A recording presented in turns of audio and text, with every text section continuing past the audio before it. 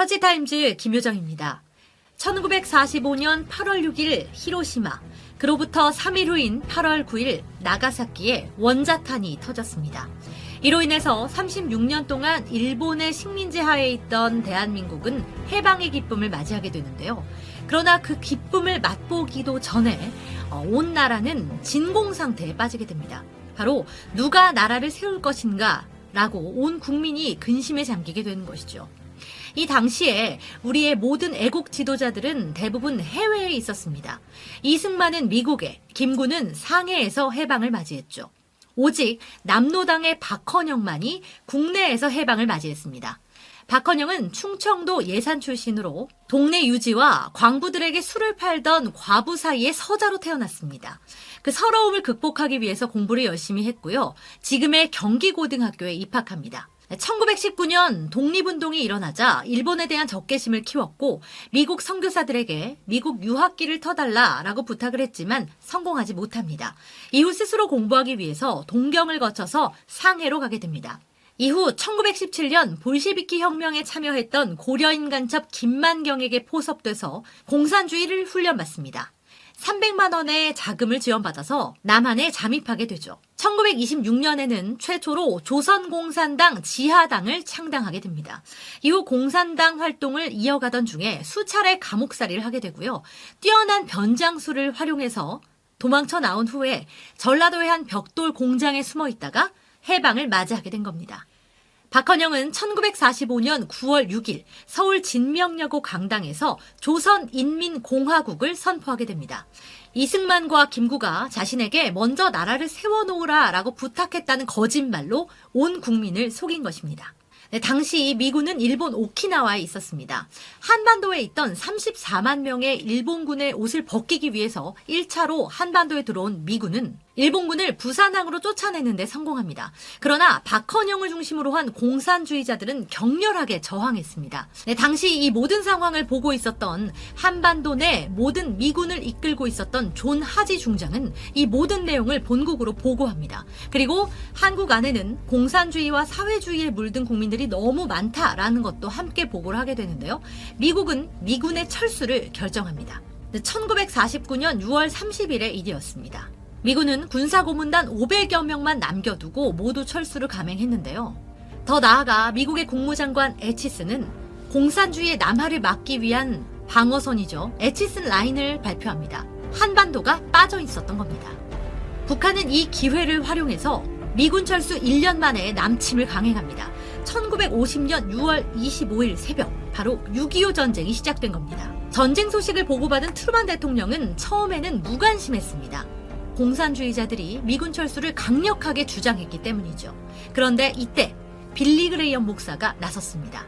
빌리 그레이엄 목사는 정계를 향해서 한국 내에는 50만 명의 기독교인이 있다. 만약 한반도를 공산주의자들의 손에 넘겨줄 경우 하나님이 심판하실 것이다 라고 강력하게 경고했습니다.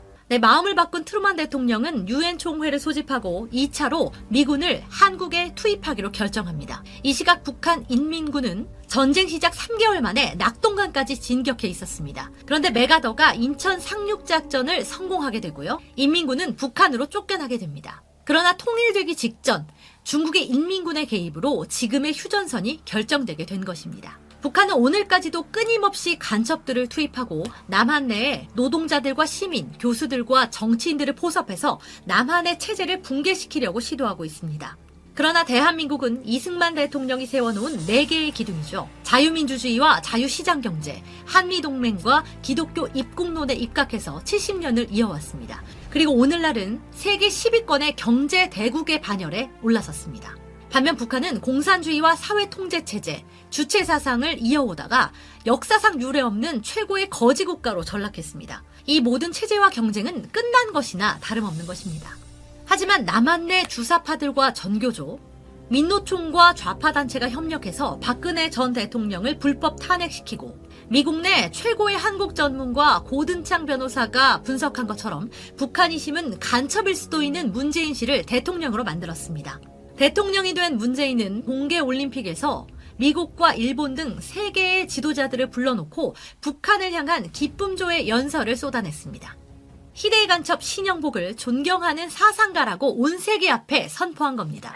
제가 존경하는 한국의 사상가 신영복 선생은 겨울철 6월 6일 현충일에는 순국선열들 앞에서 6.25 전쟁의 전범 중 하나인 김원봉을 칭송하는 사상을 여과 없이 드러냈습니다. 그리고 영부인은 수많은 순국선열을 내비두고 간첩 윤희상의 묘비에 참배를 하기도 했죠.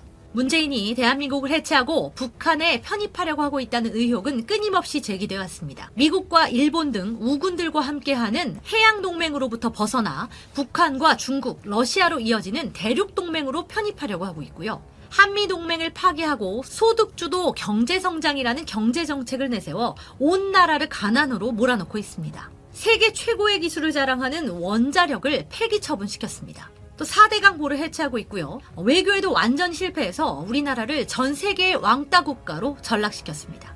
무엇보다 심각한 것은 문재인 안에 있는 사상입니다. 그는 자유를 위시한 대한민국의 헌법 정신을 완전히 부정하고 있는데요.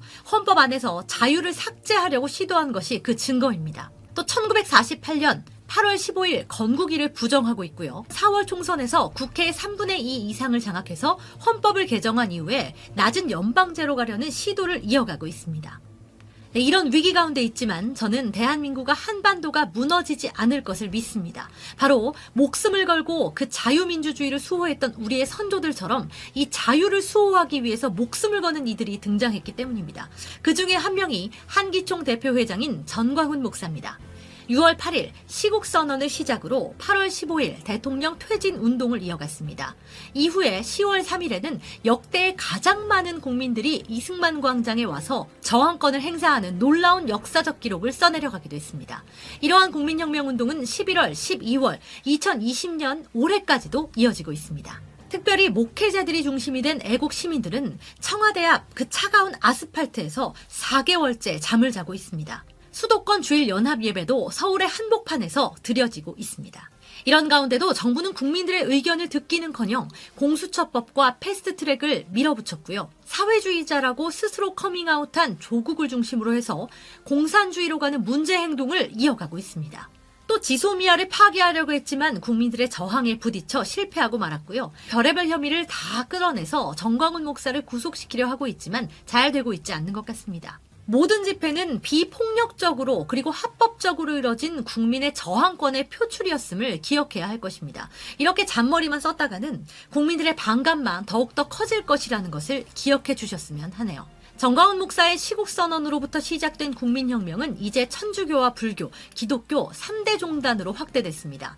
또 대한민국 범우파 진영의 모든 시민단체와 정당까지 마음을 합치고 있습니다. 국민혁명본부는 문재인 대통령을 반드시 하야시키고 돌아오는 4월 15일 선거에서 새로운 대통령 선거와 완전한 미국식 민주주의인 4년 중임제 개헌, 그리고 국회의원 선거를 동시에 실시할 것이라고 밝혔습니다. 그리고 매주 토요일 낮 12시에 진행되는 국민혁명대회와 매주 주일 낮 11시에 진행되는 수도권 연합예배를 통해서 제2의 건국을 이뤄나갈 것이라고 덧붙이고 있습니다. 우리 민족은 이스라엘 민족과 더불어서 모든 면에서 뛰어난 민족입니다. 그러나 약점을 한 가지 가지고 있습니다. 바로 나라가 망하기 전까지는 움직이지 않다가 망하고 나서 저항운동과 독립운동을 이어나간다는 역사적 사실입니다. 임진왜란이 그랬고요. 병자호란이 그랬고요. 6.25 전쟁이 그랬습니다. 이번만큼은 나라가 망하기 전에 반드시 막아내야 할 것입니다. 21세기 노스트라다무스로 불리는 미국의 조지 프리드먼 박사는 이렇게 예견했습니다. 통일 한반도, 통일 대한민국은 중국의 흑룡강과 길림성을 아우르는 예전의 온 영토를 되찾을 것이고 세계 속의 강대국이 될 것이다. 지금의 행위만 저지하면 대한민국은 세계의 평화와 발전을 이끌어나가는 위대한 민족이 될 것입니다. 이 아시아의 황금 시기에 빛나던 등불의 하나인 코리아. 그 등불 다시 한번 켜지는 날에 너는 동방의 밝은 빛이 되리라. 서치타임즈 김효정이었습니다.